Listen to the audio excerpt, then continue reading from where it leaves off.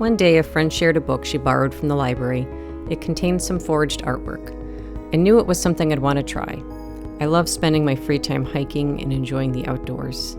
I often come home with a few random items in my pockets. I thought this would be a way to turn those items into artwork. Many months later, my nearly 20-year-old cat, Mr. Kitty, passed away from cancer.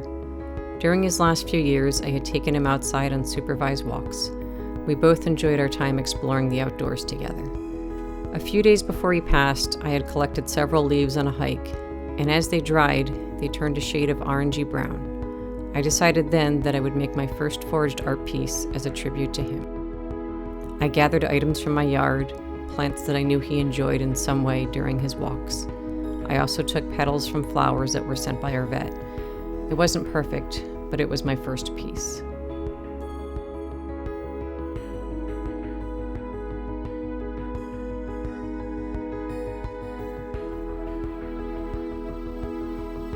A little time passed, and I had an idea to make a gift for a friend, and crafted the word hope from spring flowers in my yard.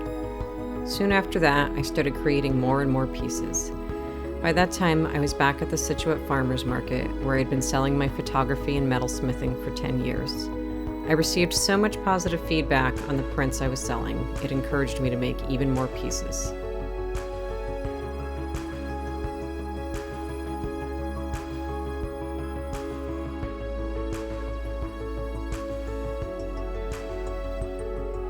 Sometimes I have a plan, other times it's spontaneous. Every piece I make is temporary. I create it, photograph it, and then the pieces get composted or saved to be used again in a future scene. I sometimes like to incorporate creatures from my bug collection. Over the years, many people have brought me dead bugs, which of course is not something everyone gets excited about, but this gives me a great way to use them. It was so cool to have the little spider drop by while I was in the middle of creating this piece. Sadly, he wasn't there when I did the final photograph.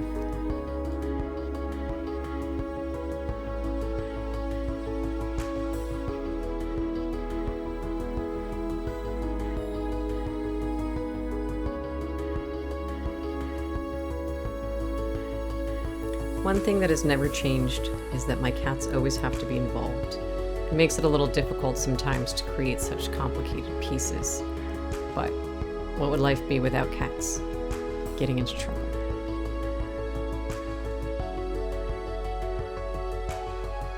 Unfortunately, my silver torch and barrel cactus didn't survive the winter, so I decided to gut them for parts and use them in a foraged art piece where they could live forever.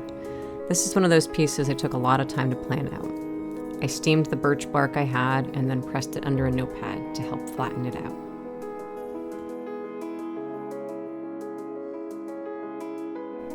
Next, I began crafting a person. Sometimes I'll make some of these elements the day before and go back and finish the piece. I almost always change something. I kept the main body parts of this person, but changed several other elements.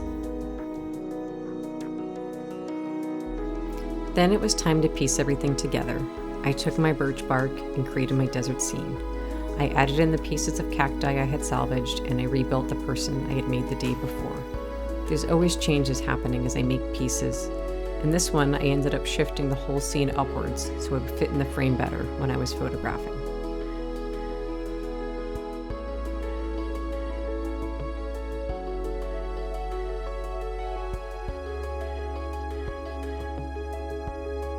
After completion, I carefully move the piece to my makeshift studio on the floor, where I photograph it.